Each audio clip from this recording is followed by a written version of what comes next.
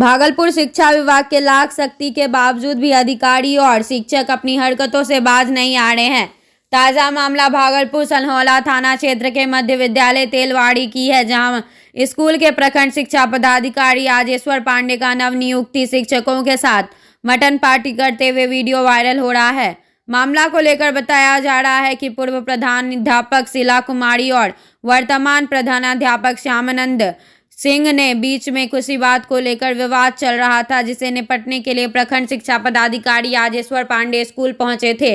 लेकिन प्रखंड शिक्षा पदाधिकारी नवनियुक्ति शिक्षकों के साथ स्कूल में ही मटन पार्टी करने में व्यस्त हो जाएं, जिसका वीडियो किसी ने बनाकर सोशल मीडिया पर डाल दिया। हालांकि इस पूरे मामले पर जिला शिक्षा पदाधिकारी संजय कुमार ने संज्ञान लेते हुए कार्रवाई की बात कही है।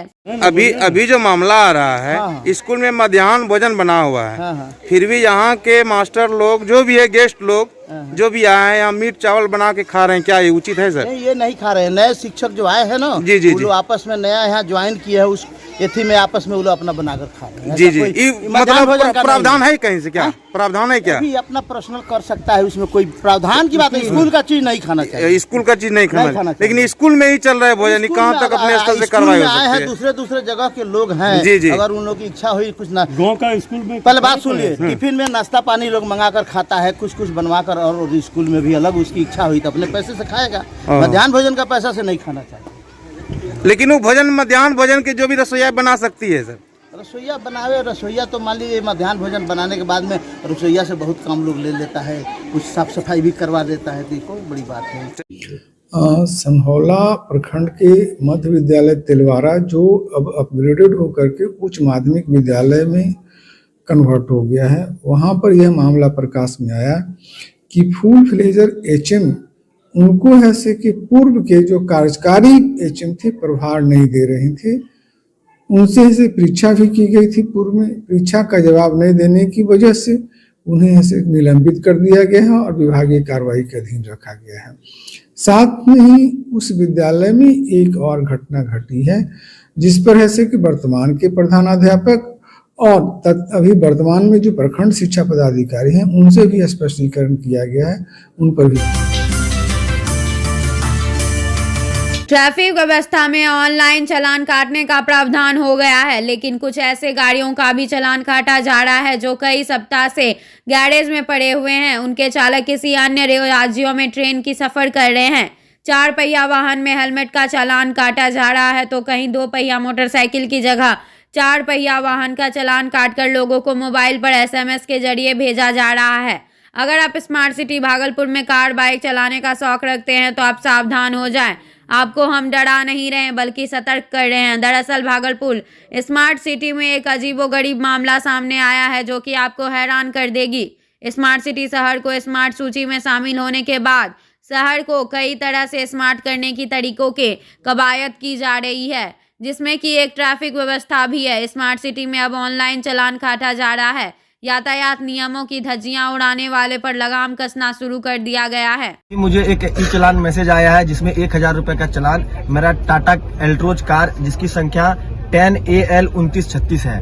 और अभी एक चालान आया जिसमें कि 1000 रुपए का चालान जमा करने के लिए कहा गया। आश्चर्यजनक है कि वह कार पिछले 20 दिनों से सर्विस सेंटर में बंद है, लेकिन उसमें एक चालान आता है कि अभी 10 बजे आज भिकनपुर के पास बिना हेलमेट की गाड़ी चलाई जा रही है। ये सोचने वाली बात है कि कार में हेलमेट का संयोग कहां से बैठ गया। साफ तौर पर ट्रैफिक नियम व्यवस्था में काफी त्रुटि है। सिर्फ आपाधापी में भागलपुर प्रशासन ऐसा नियम लोगों को परेशान करने के लिए ला रही है, और इस परेशानी में हम लोगों को जूझना पड़ रहा है कि जिनका गाड़ी बंद है बिना हेलमेट का, या फिर किसी का नंबर रहता है, किसी और को चालान चले जाता है और चालान भरना पड़ता है, और पुलिस प्रशासन दबाव बनाती है कि आप चालान को भरें। तो कहीं ना कहीं एक साफ तौर पर देखा जाता है कि मोटा रकम वसूलने के लिए जिला प्रशासन ऐसा रवैया कर रही है।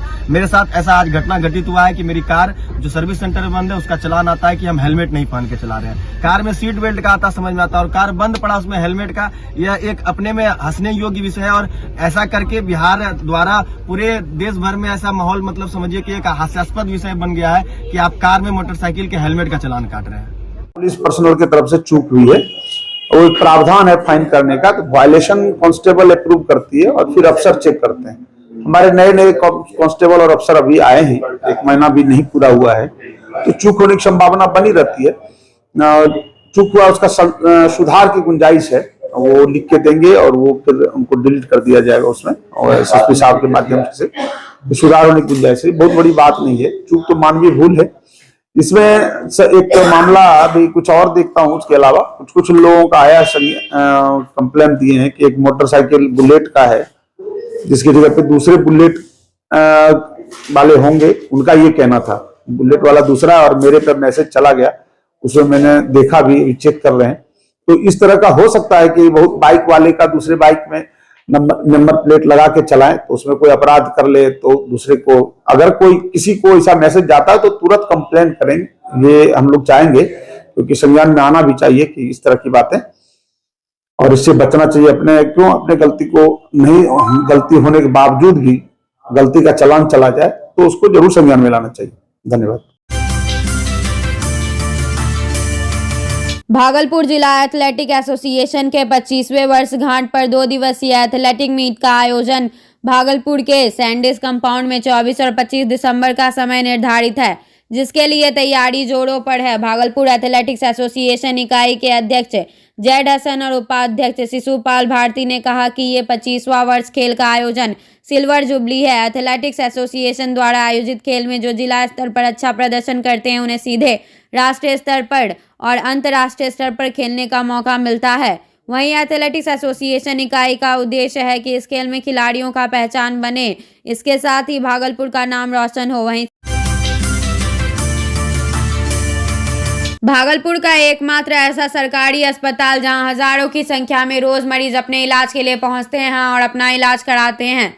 जी हां, मैं बात कर रहा हूं भागलपुर के जवाहरलाल नेहरू चिकित्सा महाविद्यालय अस्पताल मायागंज की। आए दिन जहां के अस्पताल की चरमराई स्थिति को लेकर मरीज के परिजनों द्वारा प्रदर्शन करने का मामला सामने आता रहता है। वहीं कभी एक्सरे मशीन बंद तो कभी मेडिसिन विभाग बंद तो कभी अन्य विभाग बंद होने से मरीज को काफ़ी परेशानियों का सामना करना पड़ता है। आज फिर ऐसा ही कुछ मामला सामने आया है। दूर दराज से आए मरीज अपने इलाज के लिए घंटों रोते बिलखते तड़पते दर्द से कहराते दिख रहे थे, लेकिन रजिस्ट्रेशन काउंटर सुबह से बंद है। वहीं अस्पताल के अधिकारियों से जब बात की जाती है तो साफ तौर पर कहना होता है कि अभी लिंक फेल है और कुछ नहीं कर सकते। चिकित्सक से जब मरीज मिलने जाते हैं तो उनका कहना होता है पहले रजिस्ट्रेशन पेपर लेके आइए तभी आपका इलाज होगा। अब सवाल यह उठता है कि मरीज आखिर करे तो करे क्या? क्या इसी तरह सरकारी व्यवस्था चरमराई रहेगी? क्या इसका सुध को लेने वाला कोई नहीं? भागलपुर में जाम से निजात पाने को लेकर नगर निगम के द्वारा बड़ी पहल लगाई गई है, जहां निविदा के माध्यम से बीते दिनों टेम्पो स्टैंड का टेंडर फाइनल कर दिया चुका है। 8 चरणों में 64 बार बोली लगाने के बाद निविदा का अंतिम राशि 5,62,000 में नीरज यादव उर्फ पलटू यादव के नाम सुनिश्चित की गई। हालांकि इस दौरान विपक्ष की तरफ से कई निवेदिता ने अलग अलग बोलियां लगाई, लेकिन नीरज यादव द्वारा लगाई गई बोली की रकम का जवाब नहीं दे सके। निवेदिता को tempo stand ultimate letter chief general manager Sandeep Kumar की अध्यक्षता में सौंपा गया। सीजेएम ने बताया कि शहरी क्षेत्र में अमूमन जाम की स्थिति बन रही है और अवैध पार्किंग के कारण मुख्य सड़क मार्ग पर लोगों को जाने में काफी कठिनाइयों का सामना करना पड़ता है। भागलपुर वर्षों से इंतजार के बाद अयोध्या में बने राम श्री मंदिर जन्मभूमि मंदिर के प्राण प्रतिष्ठा के कार्यक्रम के तैयारी में जोरों पर है और इसको लेकर श्री राम मंदिर के अक्षत को लोगों के घरों तक पहुंचाकर उन्हें प्राण प्रतिष्ठा कार्यक्रम में सम्मिलित होने का निमंत्रण दिया जा रहा है। भागलपुर में ट्रेन के माध्यम से अक्षत कलश पहुंचा, जहां विश्व हिंदू परिषद के कार्यकर्ताओं ने गाजे बाजे व ढोल नगाड़े के साथ उसका स्वागत किया। फिर रथ पर मर्यादा पुरुषोत्तम श्री राम, माता सीता व उनके साथ बजरंगबली सवार हुए और इस रथ पर कलश को लेकर शहर में शोभा यात्रा निकाली गई और उसके माध्यम से घर घर तक पहुंचकर लोगों को 22 जनवरी को होने वाले श्री राम जन्मभूमि प्राण प्रतिष्ठा कार्यक्रम में सम्मिलित होने का आमंत्रण दिया गया। शोभा यात्रा के दौरान विश्व हिंदू परिषद के कार्यकर्ता लोगों को हाथ में अक्षत व सुपारी देकर राम मंदिर के उद्घाटन कार्यक्रम में पहुंचने का निमंत्रण देते हुए नजर आए। खुशियों में नाचते गाते श्री राम के भक्ति इस खुशियों के क्षण में भावुक हो गए। वर्षों के इंतजार को खत्म होता देख श्री राम के भक्तों की आंखों से आंसू छलक आए। लोगों की अक्षत कलश की आरती भी की। मां आनंदी संस्था की ओर से वार्षिक बैठक रखी गई। कार्यक्रम की शुरुआत संस्था की संस्थापिका प्रिया सोनी एवं सदस्यों के द्वारा गणेश वंदना से की गई। तत्पश्चात संस्था द्वारा विगत वर्ष में हुए कार्यों की समीक्षा, आगामी वर्षों में कार्यों की रूपरेखा और संस्था में नए सदस्यों का आगमन एवं सदस्यों को इनका पदभार सौंपा गया।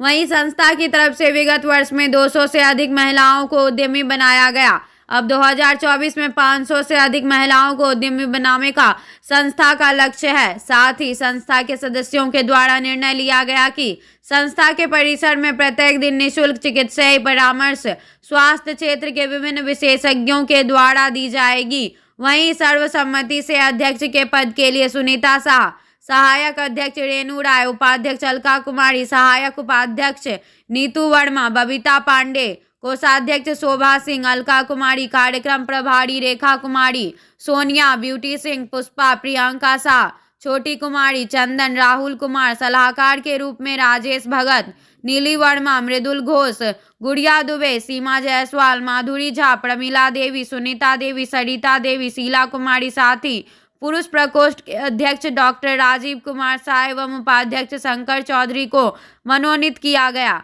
बैठक के मौके पर संस्था की संस्थापिका प्रिया सोनी के साथ साथ संस्था के सैकड़ों सदस्य मौजूद थे।